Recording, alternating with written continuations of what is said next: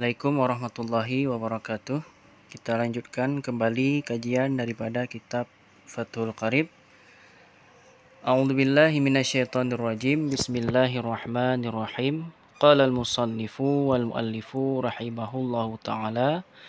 Nafa'anallahu bi barakatihi wa bi barakati ulumihi. Amin ya rabbal alamin. Wastasnal musannifu ma zakarahu biqaulihi wa yajuzu tarku istiqbalil qiblati fi sholati fi halataini fi shiddatil khawfi fi qitalin mubahin fardan kanatis sholatu aw naflan wa fin nafilati fi safari ala rahilati falil musafiri safaran mubahan walau qasiran at-tanaffulu sawba maqsidihi wa rakibud dabbati la yajibu alaihi wad'u jabhatihi ala sarjiha mathalan bal yumi'u biruku'ihi wa sujudihi wa yakunu sujuduhu akhfadha min ruku'ihi wa ammal mashi fayutimmu ruku'ahu wa sujudahu wa yastaqbilul qiblata fihima wa la yamshi illa fi qiyamihi wa tashahhudihi. Sekarang oleh musannaf ingin mengistisnakan, mengecualikan terhadap syarat yang dilaksanakan sebelum masuknya salat, sebelum masuk ke dalam salat, yang mana salah satunya adalah menghadap kiblat. Jadi di sini oleh musannaf ingin mengecualikan dua perkara yang dibolehkan tidak menghadap kiblat. Maka berkata oleh musannaf, wastasnal musannifu, dan mengistisnakan oleh musannif ma zakarahu, akan sesuatu yang telah beliau sebutkan, biqaulihi, dengan katanya musannaf, wa yajuzu tarkul qiblati wa yajuzu tarku istiqbalil qiblati fi sholati fi halataini, dan bolehlah meninggalkan menghadap kiblat pada salat di dalam dua keadaan. Jadi ada salat di mana di dalam dua keadaan salat ini boleh oleh seseorang itu meninggalkan daripada menghadap kiblat. Yang pertama, fi syiddatil khawfi fi qitalin mubahin. Yang pertama, pada salat bersangatan takut. Salat yang dilaksanakan pada ketika bersangatan ketakutan. Di mana itu contohnya? Fi qitalin mubahin. Contohnya seperti salat yang ada pada peperangan yang dibolehkan. Seseorang ingin melaksanakan salat di dalam sebuah peperangan, tentunya bukan peperangan yang diharamkan, bukan peperangan antar sesama muslim, tapi berperang dengan orang-orang kafir.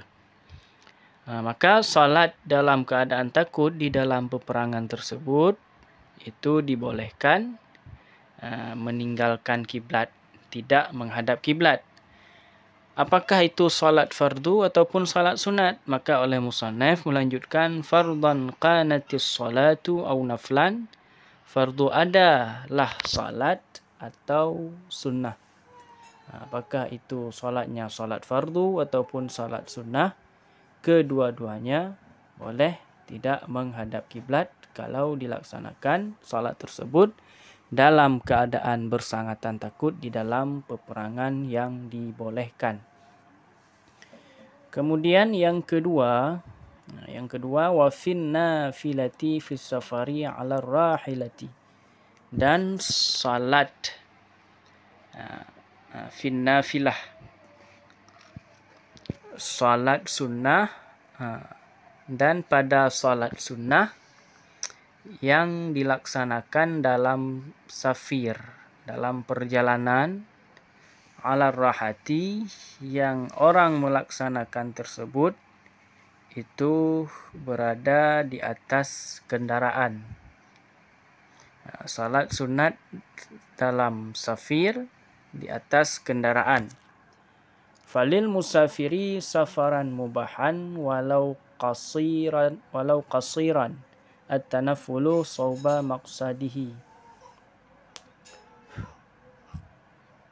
Dan boleh bagi si musafir akan sebagai safir yang mubah, walaupun safir tersebut adalah safir yang pendek. At-tanafful itu melaksanakan salat sunnah sauba maqsadihi, ketika menuju kepada tujuannya. Warakibud dabbati la yajibu alaihi wad'u jabhatihi ala sarjiha masalan. Dan bermula orang yang mengendarai kendaraan dabbah. Dabbah ini adalah seperti kuda ataupun keledai. Maka orang yang mengendarai kendaraan tidak wajib di atasnya meletakkan dadanya di atas sarjiha. Sarjiha, alas yang ada di atas hewan kendaraan. Jadi orang yang mengendarai kendaraan, dia tidak diwajibkan meletakkan dahinya di atas alas tempat duduknya kendaraan hewan tersebut, sarjiha. Jadi bagaimana? Bal yumi'u biruku'ihi wasujudihi. Akan tetapi bagi orang tersebut hanya dia mengisyarah dengan rukuknya dan sujudnya. Jadi bagi orang yang berada di atas kendaraan, ketika rukuk, ketika sujud, dia hanya saja mengisyarahkan rukuk dan sujudnya tersebut. Tidak wajib meletakkan dahinya ke tempat ke alas tempat duduknya, yaitu alas yang diletakkan di atas unta atau di atas kuda dan keledai.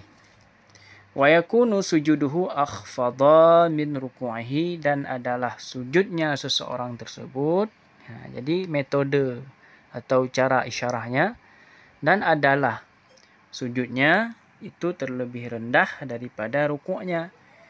Jadi di antara sujud dan rukuk yang diisyarahkan di atas hewan kendaraan tadi, jadi cara mengisyarahnya harusnya sujud lebih rendah.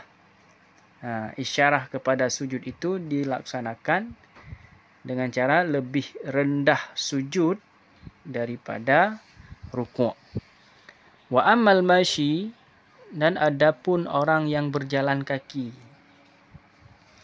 Orang yang berjalan kaki, fayutimmu ruku'ahu wa sujudahu wa yastaqbilul qiblata fihima.